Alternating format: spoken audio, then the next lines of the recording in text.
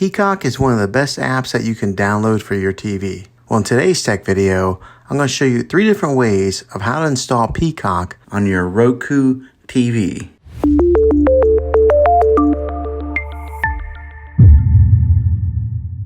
It can be really frustrating if you want to watch some of the great content that is on Peacock and you find that your TV is unable to download it. If your TV is an older model of smart TV, then it could prevent you from downloading this app.